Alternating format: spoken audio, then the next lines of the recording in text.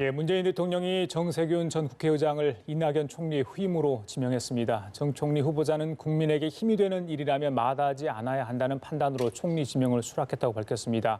전직 입법부 수장의 총리행에 여야 반응은 엇갈립니다. 네, 한편 어젯밤 진행된 4+1 협의체 회동이 또다시 결렬됐는데요. 오늘 최종 조율에 들어갑니다. 이 관련 내용 포함한 정치권 이슈들 최민희 전 국회의원, 이상희 세명대 교수 두 분과 짚어보겠습니다. 예, 어서 오세요. 안녕하세요. 예, 먼저 어제 밤에 있었던 4+1 협의체, 이건 원내대표급 협의가 어제 밤에 있었습니다. 9시 30분부터 약 1시간 반 동안 있었는데 답은 아직 안 나왔어요. 그런데 조금 그래도 좀 될 것 같다는 느낌이 있었다고 정충숙 원내대변인 이야기하지 않았습니까? 석패율제, 또 이중등록제, 석패율제까지는 뭐 알겠습니다만 또 이중등록제가 나와가지고 또 국민들의 약간 혼선이 있을 것 같은데 자, 그런 내용들 또 정의당과 민주당과의 어떤 갈등이 좀 어느 정도 조정이 됐는지 지금 오늘 아침까지 상황 어떻게 듣고 계신지요? 우선 정의당과 민주당이 갈등을 하면 지지자들이 되게 불안하실 것 같고 그렇습니다. 근데 정의당과 민주당의 이견은 거의 없어진 것으로 확인이 되고요. 예. 지금 말씀하신 석패율제의 쟁점은 본래 석패율제는 그 아깝게 아주 근소한 차로 떨어진 2위 후보를 구제하는 거거든요. 그렇죠. 예. 근데 그게 잘못 남용되면 이제 중진들을 구제하는 용어로 쓰게 됩니다. 그래서 과거에 심상정 대표께서도 반대하신 적이 있어요. 그러나 저는 정치적인 판단은 바뀔 수 있다고 보긴 합니다. 예. 그래서 석패율제를 도입할 때는 영남이나 호남처럼 아직도 지역 감정이 강하게 작동하는 지역을 하는 것이 맞죠. 그렇게 이견이 있었는데 그 부분은 좁혀진 것 같고요. 또 석패율제는 무조건 후보들이 이중 등록을 하는 겁니다. 지역구도 후보자 하고 전원이 비례로 등록이 되는 건데 지금 나온 이중 등록제는 그 지역구 후보자 중에 몇 명을 찍어서 비례대표 후보로 등록하는 것이니까 그 후보자를 선택할 수 있다는 민주당이 왜 이에 그런 관심을 겁니다. 갖고 있는 겁니까? 그러니까 이게 이제 지역 그러니까 전체를 다 비례 후보로 등록하게 되면 지역구 후보 전체가 정말 미친 듯이 뛰게 되겠죠. 예, 그럴 경우 뭐 솔직히 말씀드리면 지역구의 정의당 후보가 약진하면 진보 개혁표가 분산되지 않습니까? 예, 그렇게 되면 아무래도 민주당에는 손해가 올 수밖에 없죠. 그리고 뭐 꼭 그런 것 때문은 아니지만 어쨌든 석패율제를 수도권까지 적용하는 건 문제가 있다. 예, 그런 인식이 있는 것 같습니다. 교수님 어떻습니까? 좀 협의 잘 될 것 같습니까? 오늘 오전에 또 야3당 대표가 또 만나서 조율하고 민주당도 최고위원 회의를 열어서 이 관련 이야기를 나눌 것으로 지금 알려져 있지 않습니까? 이게 만약에 실패로 돌아가게 되면은 민주당과 정의당이 받는 상처가 굉장히 큽니다. 정치적인 외상 자체, 내상 자체가 굉장히 크기 때문에 궁극적으로는 여권 내에 이루고 있는 협의 공조 체제 이 자체도 깨지게 됩니다. 총선은 물론이고 그래서 향후의 전국 방향이 굉장히 어지럽게 되죠. 결론적으로 이야기 드리자면은 어느 정도까지는 합의를 할 걸로 예상이 되어집니다. 합의가 안 되면 안 되죠. 어떤 형태의 누더기가 되더라도 이건 뭐 합의를 해야 되는 그런 부분입니다. 우리 최 의원께서 설명을 잘 해주셨는데 실질적으로 뭐 석패율제, 이주 등록제, 뭐 이중이란 말은 우리나라 사람이 다 싫어합니다. 원래 그렇지 않습니까? 이중이란 말 싫어하는데 이런 것들이 지적하셨습니다만은 실질적으로 정치공학적 계산에 따른 것이거든요. 그런 것들이기 때문에 이 부분의 선거법 제도 자체가 본질적으로 문제가 있다는 것을 스스로 지금 자인하고 있는 거예요. 물론 한국당이 여기에 원천적인 반대를 하고 있지만은 이 부분은 사실 권력 지형에 대한 향방을 가름짓는 그런 것들입니다. 결국 지금 끝에 와서 이 말미에 와서는 지금 의석수가 어떻게 유리하게 돌아가느냐 지금 이 계산밖에 하는 것밖에는 나오지 않고 있거든요. 우리가 연동제를 이야기했을 땐 그렇습니다. 대한민국은 대의정치고 민주정치고 그 대의정치와 민주정치는 뭘로 이루어지느냐 정당 정치로 이루어지는 겁니다. 그런데 정당 정치 자체가 원래 본질적인 뜻이 많이 왜곡이 됐죠. 뭐 때문에 왜곡됐느냐? 최 의원께서 지적하셨다시피 지역 구도의 대립 때문에 그렇습니다. 또 이념가의 대립 때문에 그렇습니다. 그래서 극단의 정치로 간다. 그래서 중앙선관위원회가 몇 년 전에 이것을 연동제로 하는 것이 좋다고 권고안을 낸 겁니다. 그래서 논의가 본질적으로 돼야 되는데 이 논의 자체가 어느 한쪽이 패싱당하고 어느 한쪽이 연합하고 이렇게 되다 보니까 본질이 훼손이 된 거예요. 그래서 석패율제도 마찬가지겠습니다만 지적을 잘 해주셨는데 실질적으로 민주당과 정의당 간의 싸움밖에 안 돼요. 석패율을 하게 되면은 전국을 통해서 다 후보를 내게 되고 여기 아깝게 들은 2등 후보를 비례를 한다. 그러면은 민주당과 정의당 간에 서울 경기 쪽은 5% 내외로 당락이 결정되는데 그 과정에서 정의당 후보들이 전국계 다 비례를 다 내버리게 되면은 예. 민주당이 여기에서 의석 손해가 의석이 감소될 수밖에 없어요. 마찬가지 이중 등록제도 마찬가지입니다. 여기 일부 의원들을 속간해서 이중 등록한다 그러는데 이 또한 정말 오랫동안 정치를 해왔던 사람들 또 이름 있는 정치인들 이런 사람들의 자리 보존밖에 안 돼요. 그래서 이런 것들을 과연 국민들이 어떻게 용납할까라는 부분도 있고 또 선거법 자체도 설명이 어렵지만은 이중 등록제 좋습니다. 뭐 투표를 했는데 자기는 A라는 후보를 좋아서 투표를 했는데 나중에 알고 보니까 엉뚱한 사람이 된 거예요. 그래서 과연 여기에 대해서 국민의 선택권은 어디로 보장이 돼야 되는지 이런 부분도 굉장히 문제가 많습니다. 예. 오늘 그 손학규 바른미래당 대표가 하는 이야기로 보면 지금 민주당이 연동형 비례대표 도입의 기본 취지를 자꾸 죽이고 있다라는 이야기를 하고 있습니다. 때문에 뭐 연동률에 대한 연동형 캡을 씌우지 말고 석패율제를 좀 인정을 해야 한다 이런 주장을 했다고 하는데 이 부분은 어떻습니까? 지금 석패율이 지금 연장되고 있는데 그거는 제가 구체적으로 쉽게 말씀드리면 예. 예를 들면 손학규 대표가 수원에 출마하셨다고 칩시다. 근데 지금 손학규 대표와 민주당의 누구와 자유한국당의 누구가 이제 경선을 했어요. 본선거에서. 그런데 손학규 대표님의 경우는 사실 근소한 차로 떨어질 가능성이 높은 분이잖아요. 그러니까 그럴 경우 혹시 손학규 대표는 본인을 구제하기 위해서 수도권의 석패율을 주장하는 게 아닌가라는 오해를 받을 수 있는 상황인 겁니다. 예. 이건 예로 설명을 드린 것이고요. 예. 저는 지금 이 연동형 비례대표제 도입과 관련하여 결국은 정치공학적 계산을 정치권은 할 수밖에 없는데 과거와 달리 요즘은 정치공학적 계산이 거의 실시간으로 국민께 알려집니다.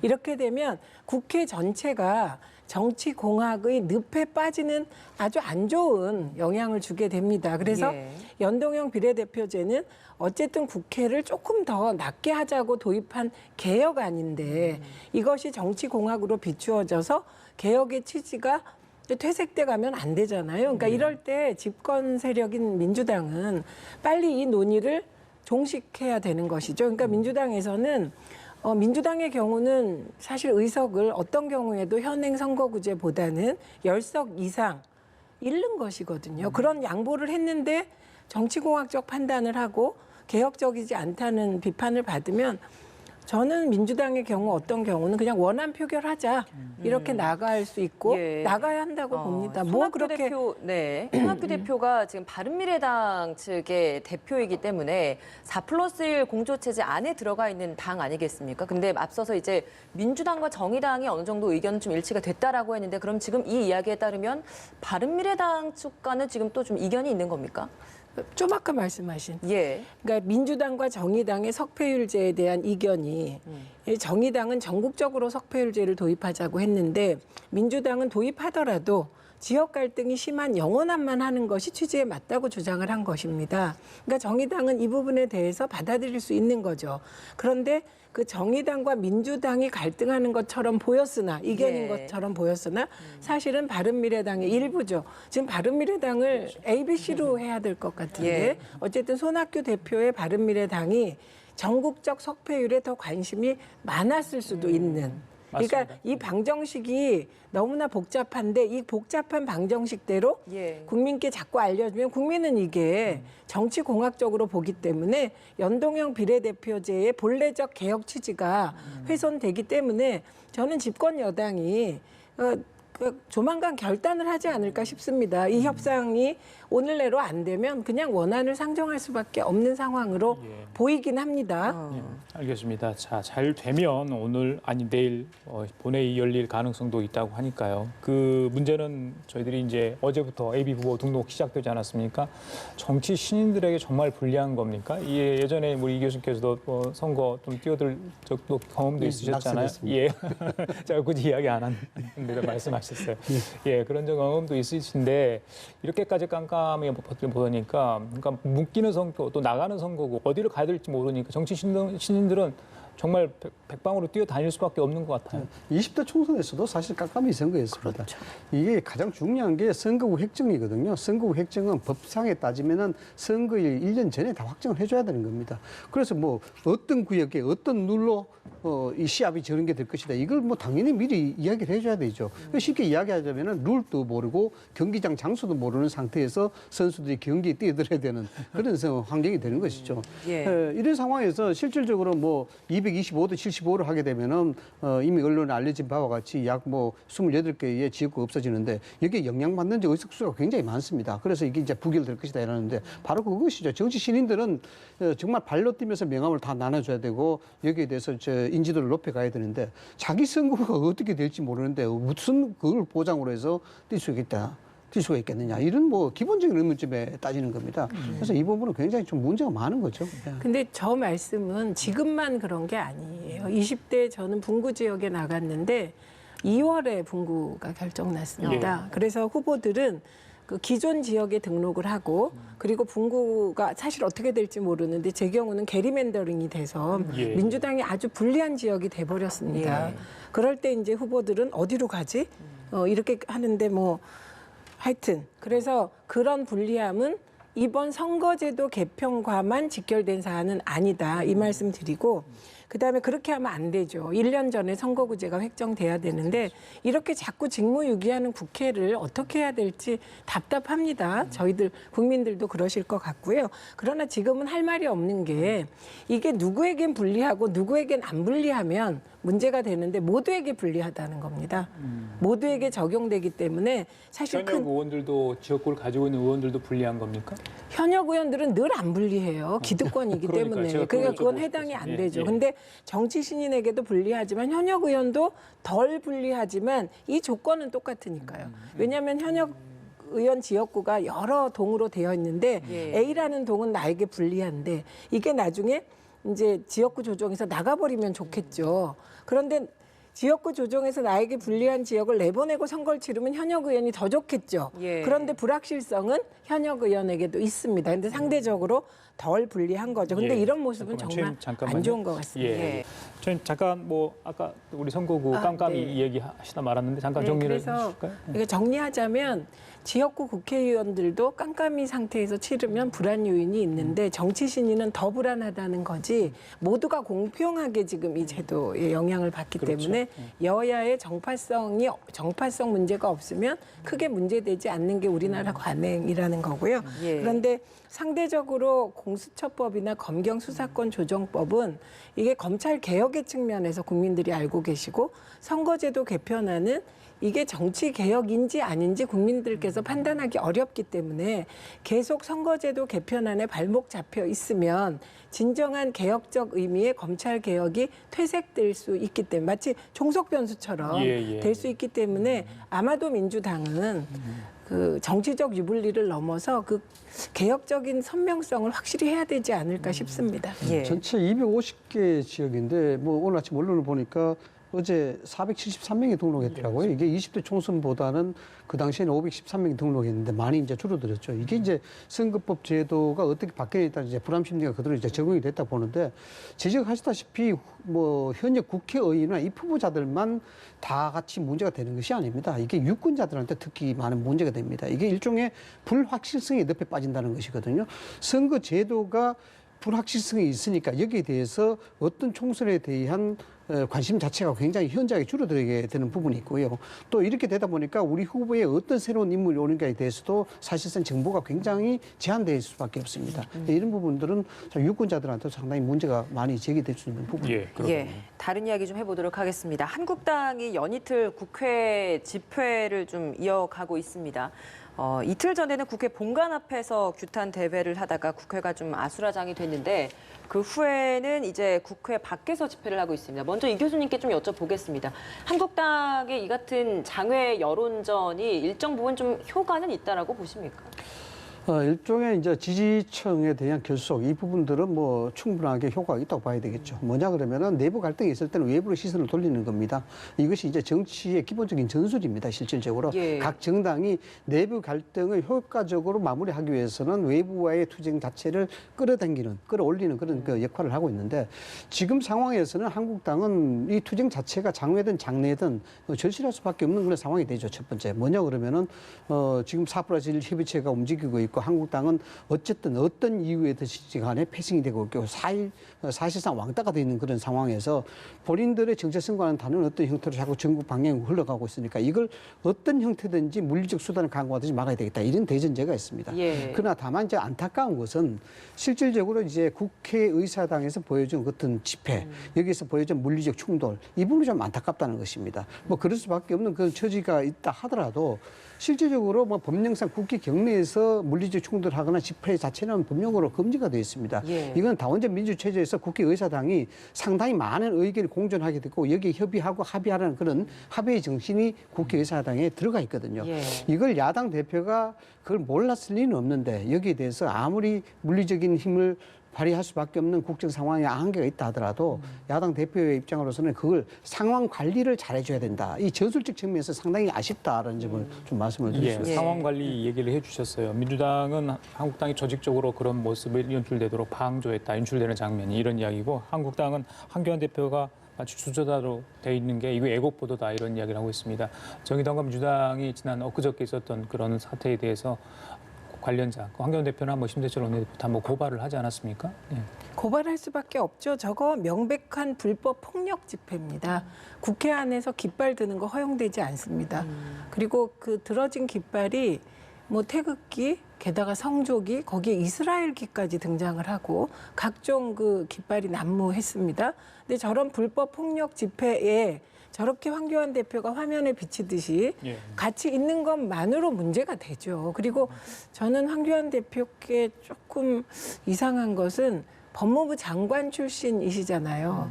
법무부 장관 출신이신데 왜 자꾸 불법적 행동을 하거나 같이 하시는지 알 길이 없습니다. 그리고 저는 이제 저것을 정당한 뭐 공수처 반대에 대한 시민들의 의사표시라고 보기가 어려운 게 얼굴에 침을 뱉고 여성들의 머리채를 휘어잡고 그리고 민주당 중진 의원들의 진로를 가로막고 국회 본청에 들어가기 위해서 경찰들을 밀치고 게다가 거기에 앞장선 분들이 주로 70대로 보이는 어르신들이라고요. 그런데 이런 상황을 황교안 대표가 방치한 건 최소한 사실이고 저는 좀 더 나간 느낌을 받았습니다. 그 상황에서 같이 하고 있다는. 그거 안 되시는 거죠. 불법 확실합니다. 왜냐하면 19대 때 제가 조그만 그 세월호 피켓이 있었는데 그 이렇게 막대가 달린 그거 들고 가다가 국회 내 경위들한테 잡혔어요. 그 현직 국회의원인데도 뺏겼습니다. 예. 근데 저렇게 국회 경내에서 깃발이 휘날리는 거 본 적이 없습니다. 본청 안에서가 아니라 밖에서 했는데도 그런 경험이 있으신 거예요? 못하게 돼 있어요. 그냥 피켓 정도 들 수 있게 되어 네. 있고 태극기도 이미 태극기는 국회 그 경내에 개양되어 있기 때문에 태극기를 들 필요가 없죠. 예, 당시에 뭐 저도 뭐 인터뷰 때문에 이 국회에 갔었었는데 보니까 굉장히 좀 표현도 그렇고요. 뭐 사람들의 언성도 그렇고 굉장히 좀 많이 격앙되어 있다라는 모습이 좀 느껴질 수 있었던 것 같습니다. 그래서 상황 관리라는 게 굉장히 중요합니다. 예. 군중 집회가 가장 조심해야 될 것은 예상하지 못한 방향으로 갈 수 있다는 겁니다. 그래서 집회라는 것이 쉽게 하는 것이 아니고 그 전에 충분한 전략을 수집하고 전술을 가지고 집회를 하게 되어 있습니다. 그래서 한국당이 집회에 대해서 부분을 어떤 전략을 쓰고 또 그 강구하고 있는지 모르겠습니다만 이런 부분이 가장 이제 문제가 되는 것이죠. 그래서 이제 보면은 뭐 누구 책임이다 뭐 이런 것들이 있는데 국민들 눈에서는 이건 뭐 좋지 않게 보이죠. 그러나 이런 것이 있습니다. 그 앞서 말씀을 드렸다시피 실질적으로 국회의사당이 민의 수립의 최고의 보루의 장인데 결국 이렇게 될 수밖에 없고 물리적 충돌까지 야기할 수밖에 없는 것은 한국당뿐만 아니라 민주당 등 정당권 정치에 모든 책임이 다 있다고 봐야 되는 겁니다. 결국 합의 정치가 실종됐으니까 이렇게 됐다는 것인데 다만 이제 안타까운 것은 이런 겁니다. 이 상황 관리에 대해서 좀 더 첨부해서 말씀을 드리자 그러면은 이런 것이죠. 황교안 대표 입장으로서는 좀 답답할 겁니다. 뭐냐 그러면은 뭐 투쟁을 해도 비판을 하고 투쟁을 하지 않으면 투쟁을 하지 않는다고 비판하고 내부 쪽에서 뭐 그렇게 이야기가 나오니까 지금 이 상황에서 이 정도의 어떤 물리적 충돌을 감안하면서라도 할 수밖에 없는 상황이 있다. 이걸 이야기하고 싶은 것 아니겠습니까? 그런데 이제 지도자 대표급이라 그러면은 이게 상당히 문제가 커집니다. 어떻게 커지냐 그러면 그래서 상황 관리라는 건데 자 4월 총선이 임박해 있습니다. 4월 총선이 임박해 있으면 민주당 등 다른 한국당을 제외한 다른 당들은 실질적으로 어제 그저께 발생한 물리적 충돌 현장 자체를 홍보 영상으로 다 쓸 겁니다. 사용을 하게 되면 그게 프레임이 될 수가 있어요. 그래서 상황 관리가 중요하다는 겁니다. 그래서 그렇게밖에 할 수 없는 것을 인정하나 이분들은 좀 더 전략적으로 고민을 하고 난 다음에 나와야 된다는 그런 겁니다. 당내에서조차 좀 지나치게 갈등을 조장하는 것에 대한 우려 섞인 시각이 또 많이 있지 않습니까? 네, 총선을 염두에 두는 상황에서 제가 말씀드렸던 예. 현실적인 겁니다. 이 부분을 민주당 쪽이나 진보 전당 쪽에서 예를 들어서 이걸 계속 홍보 영상을 틀고 거기에 예. 황교안 대표가 중간에 있고 여기에 성조기가 난무하고 이렇게 된다 그러면은 중도 진영의 확장이 되겠습니까? 안 된다는 거예요. 예. 그게 문제가 있다는 거죠. 이게 정말 이상한 건 성조기까지는 미국과 우리의 오랜 동맹 관계를 생각할 때 그럴 수 있구나 하는데 이스라엘기는 뭡니까? 저는 그 대목은 이해가 안 갔고 두 가지를 말씀드리려고 그러는데 하나는 자유한국당은 좀 억울해하고 있습니다. 왜 억울해하냐면 일부 극렬 시위자들의 폭력적 행위로 전체가 폭력적인 것처럼 자유한국당이 폭력적인 것처럼 매도당하고 있다. 억울하실 거예요. 그럼 똑같이 이걸 단어 하나만 바꿔볼까요? 노동자들의 민주노총 집회에서 늘 일부가 약간의 폭력 행위를 합니다.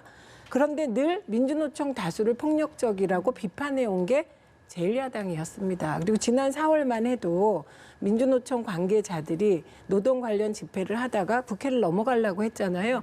그때 단호한 응징을 주문한 게 황 대표인데 지금 이 사태를 뭐라고 말씀하실지. 그래서 저건 절대 안 되고 두 번째는 어제 저 장면으로 저는 늘 그렇게 생각합니다. 자유한국당의 황교안 대표가 유승민 대표와 가까워지면 자유한국당은 성공하는 길이고 황교안 대표가 죄송합니다만 과거의 대한애국당과 가까워지면 저거는 되게 안 좋은 장면이라고 생각하는데 어제 국회 내 저런 그 폭력 사태는 자유한국당과 우리 공화당이 차별성이 없어 보이는 그런 장면이었다. 예, 알겠습니다.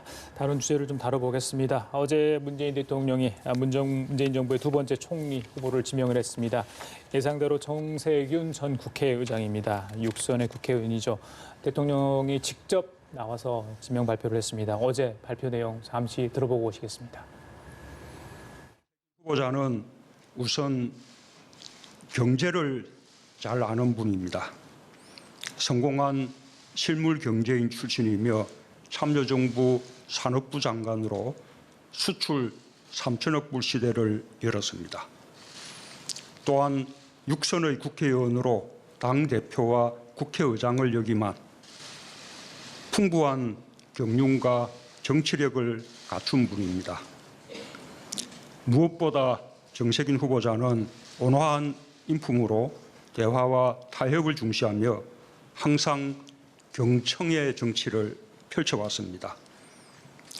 저는 입법부 수장을 지내신 분을 국무총리로 모시는데 주저함이 있었습니다. 그러나 갈등과 분열의 정치가 극심한 이 시기에 야당을 존중하고 협치하면서 국민의 통합과 화합을 이끌 수 있는 능력이 더욱 중요하다고 생각했습니다. 예, 이번엔 이 교수님께서 먼저 좀 답을 하실래요? 네. 김준표 카드가 원래 상당히 이렇게 돼 있었잖아요. 근데 이게 선회가 됐어요. 정세균 카드로 돌아섰습니다. 대통령의 어제 발언 내용도 그렇습니다만 상당히 거심한 흔적이 묻어났습니다. 네. 직접 와서 이제 발표를 했지 않습니까? 그 자체가 이제 의미 있는 메시지로 봐야 되겠죠. 그만큼 입법부의 수장이 국회의장을 했던 분을 총리로 모신다는 게 그만큼 정무적 부담이 될 수 있다. 이 부분을 대통령이 이제 직접 몸으로 보인 거예요.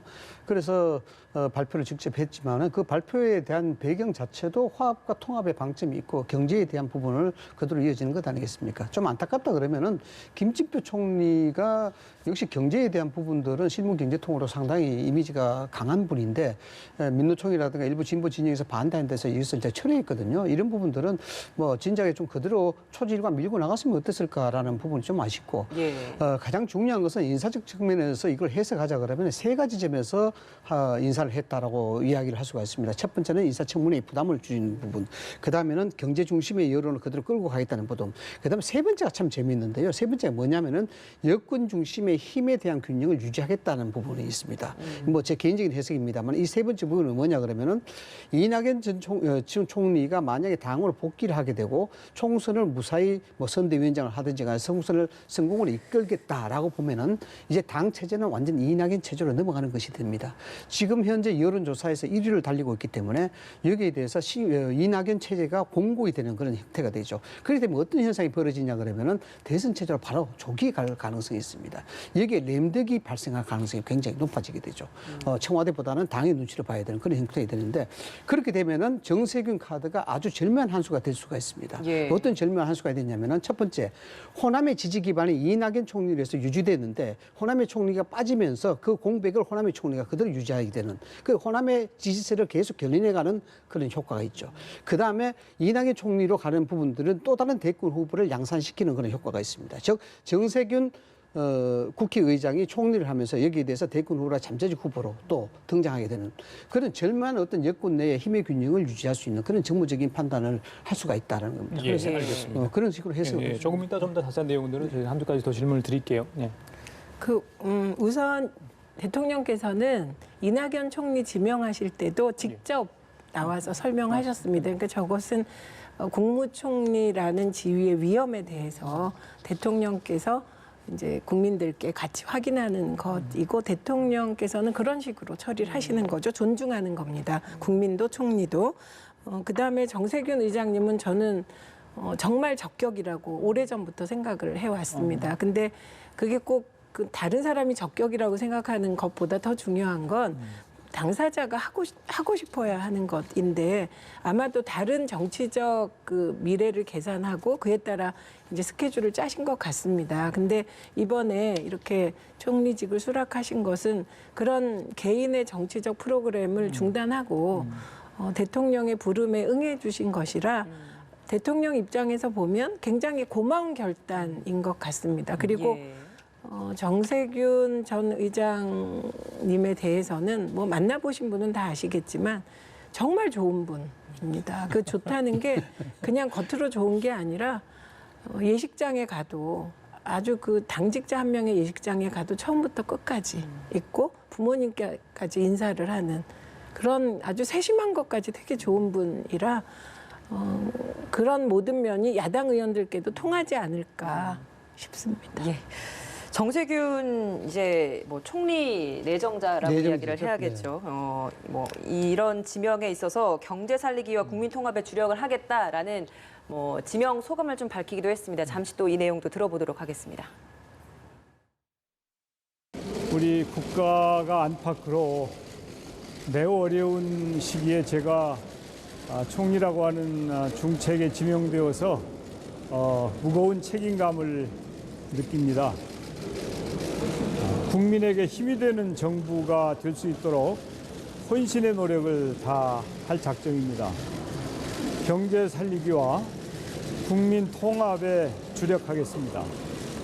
제가 전직이긴 합니다만은 국회의장 출신이기 때문에 적절한지에 대한 고심을 했는데 국민을 위해서 할 일이 있다면 그런 거 따지지 않을 수도 있는 거 아닌가 하는 판단으로 제가 지명을 수락했습니다.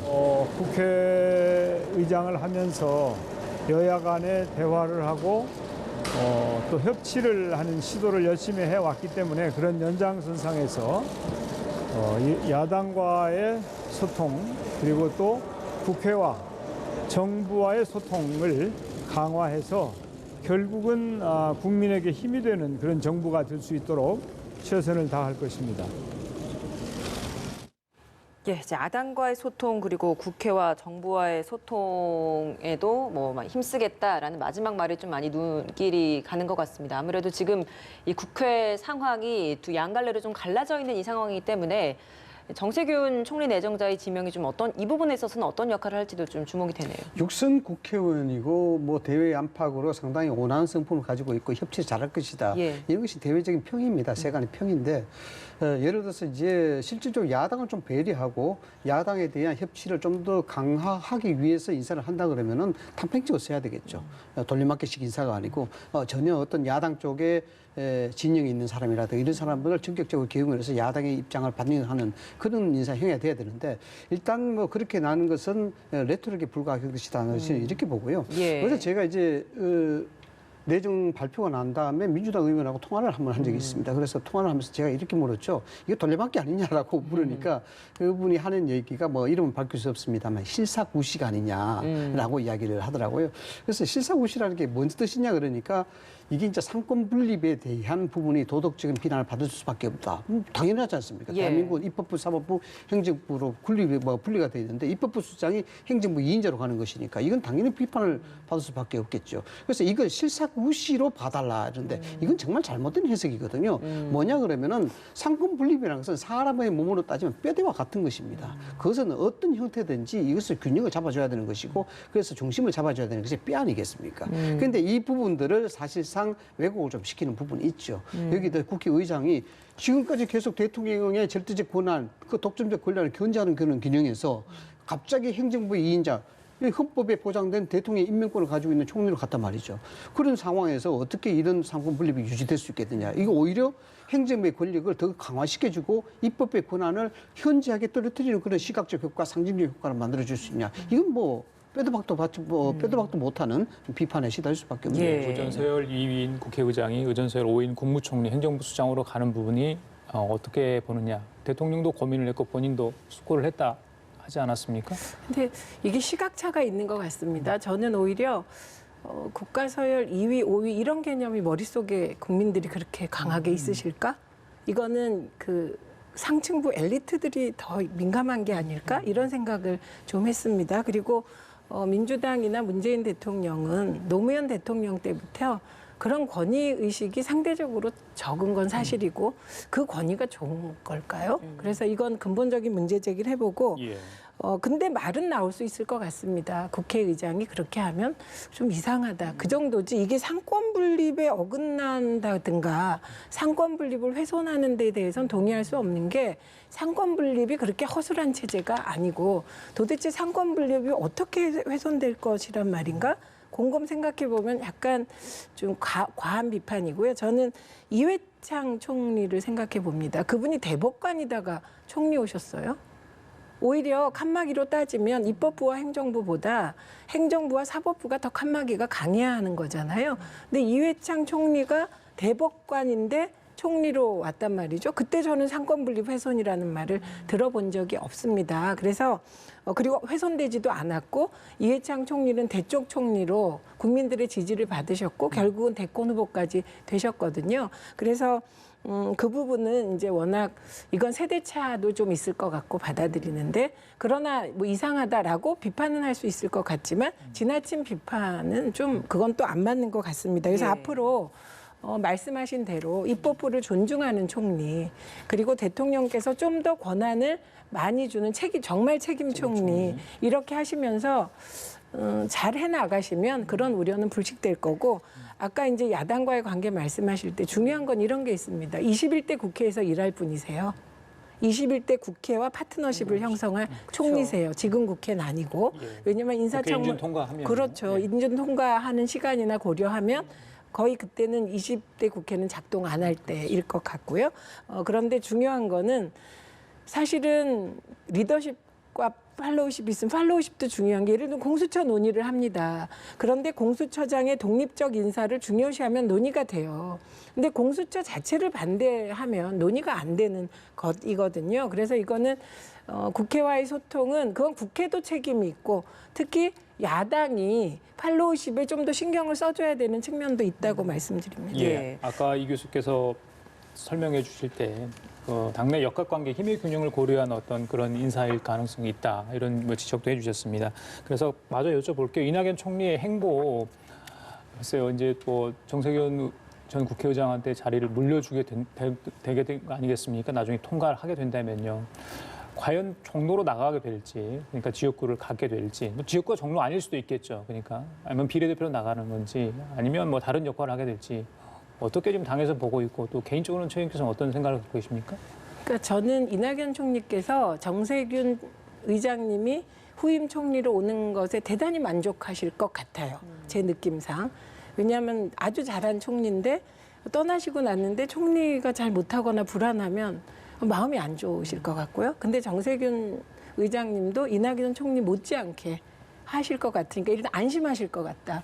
예, 이런 생각. 그다음에 두 번째는 이낙연 총리님 정도 되고 지금 부동의 대권 1위인데 뭐 지역구 하나 나가서 국회의원 되는 거엔 관심이 없으실 것 같고요. 지금 관심이 있으신 건 어떻게든 민주당이 총선에서 좀 잘할 수 있도록 내가 어떤 역할을 할까 이런 생각을 하실 것 같습니다. 그런 측면에서 보면 종로로 나가는 것이 민주당의 총선 승리에 도움이 되면 그렇게 하실 테고 그게 아니고 다른 선택이 더 민주당에 도움이 되면 그걸 택하실 것 같습니다. 저 정도 되면 나보다는 민주당 그리고 문재인 정부의 성공을 더 생각하실 것 같고요. 근데 중요한 문제는 국회에 동의 과정이 있잖아요. 예. 그러니까 만약에 지역구 출마하시려면 1월 16일 날 그냥 사퇴해 버리셔야 돼요. 예, 공직 사퇴 시한이 그런데 있으니까. 대통령께서 어제 이렇게 얘기하셨다는 게 언론 보도를 보면 그냥 총리의 앞으로의 정치적 프로그램에 따르겠다 우리는 이렇게 그러니까 완전히 놓아주신 자율성을 주신 느낌이라 전적으로 이낙연 총리가 판단할 문제이지만 저는 뭐 이낙연 총리님이 굉장히 대승적이고 큰 분인 것 같습니다. 그래서 예. 그런 측면에서 판단하실 것 같아요. 그러면 민주당 차원에서는 좀 종로 지역구 출마 혹은 뭐 총선 전반적인 관리 이 중에는 어떤 것들을 더 필요로 하나요? 종로 출마하면 총선 전반적인 관리는 사실 잘하고 있습니다. 지금 이해찬 대표 체제가. 그런데 선대위원장을 같이 하시면서 힘을 주면 뭐 천군만마겠죠. 거기에 종로까지 출마하면 정말 금상첨화 아닐까요? 이게 참 재밌는 게요. 이낙연 총리가 내 심장은 정치인이라고 이야기했지 그렇게 않습니까? 이야기했죠. 그래서 뭐 정치로 갈 것을 기정사실화 했는데 헌법 86조에 국무총리가 할 수 있는 한계가 분명히 정해져 있습니다. 대통령의 명을 받아서 행정각부를 통할한다. 이것이 헌법 86조가 가지고 있는 대한민국 총리 한계입니다. 그럼에도 불구하고 이제 이낙연 총리는 여론조사에서 대권 후보의 잠정적 1위로 올라가는 그런 부분인데 그 역할보다도 사실상 이낙연 총리가 갖고 있는 그 레토릭에 대한 부분이죠. 그 테크닉. 이런 것들이 상당히 이제 여론에 좋은 호응을 받았다. 이렇게 볼 수 있는데 자, 이제 재밌습니다. 이낙연 총리가 앞으로 어떻게 될 것인가에 대한 부분인데 저는 결론적으로 비례대표를 할 것 같아요. 왜냐 그러면은 민주당 입장에서 보면 간단합니다. 이낙연 총리를 왜 조기에 빨리 당으로 불러들이겠습니까? 또 이낙연 총리 왜 관리하겠습니까? 선거의 총선에 대한 관리거든요. 그래서 이해찬 총리와 이낙연 총리의 역할은 상당히 분리가 되어 있습니다. 이해찬 총리가 실질적으로 선거의 전면에 나서기에는 뭔가 조금 부족한 면이 있고 그러나 여기서 대안을 찾는다면 이낙연 총리 이상 가는 사람이 없다라는 것이죠. 그래서 역할로는 가져갈 것이고 결국 종로 1번지에 출마하는 것은 피를 흘릴 수밖에 없는 겁니다. 왜냐 그러면은 이낙연 총리가 종로 1번지에 나간다 그러면은 한국당에서 또 가만히 있겠습니까? 여기에 대해서 그러면 지역구에 매몰될 수밖에 없습니다. 그러면은 선대위원장을 하든지 전면전에 나와서 명장으로서 또는 용장으로서 지인들이 지휘할 수 있는 역량 자체가 훼손이 돼버려요. 그러면 제일 좋은 수가 비례대표를 받아가지고 전면적인 선대위원장에 해서 전국을 돌면서 선거를 하는 게 가장 낫죠. 종로가 남잖아요, 그럼. 그럼 종로는 누가 출마를 하게 되겠습니까? 종로에는 글쎄요. 이 부분에 대한 신경질이 아주 치열할 것 같습니다. 예. 정치 1번지라는 굉장히 상징성도 있지만 예. 한국당과 민주당 끝까지 아마 공천을 두고 신경질할 겁니다. 눈치 보기라든지. 그래서 이쪽에서 대개 거물이 나온다 그러면 여기서 상당히 신선한 인물이 나올 수도 있고요.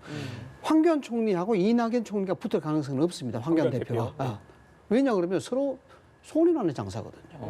여기에 대해서 어떤 승부가 되느냐에 따라서 여기서 져야 될 부담이 엄청나게 커집니다. 그리고 예. 그 선거에 매몰되기 때문에 그 자체가 프레임이 돼버리면 힘들어지죠. 예, 최 의원님 이야기 잠깐 짧게 듣고 마칠게요. 예. 아니, 저것은 뭐 불확실성이 있죠. 그러니까 길은 여러 가지가 있을 것 같습니다. 근데 말씀하셨듯이 황교안 대 이낙연 구도는 정말 빅빅 매치이기 그렇죠. 때문에 양당의 사활이 걸리겠죠. 그러나 저는 이낙연 총리는 어떠한 것도 마다하지 않으실 거다. 민주당 승리와 문재인 정부 성공에 도움이 된다면 예. 그 길을 택하실 거라고 봅니다. 알겠습니다. 지금까지 최민희 전 국회의원 이상희 세명대 교수 두 분과 함께 얘기 나눠봤습니다. 말씀 오늘 잘 들었습니다. 고맙습니다.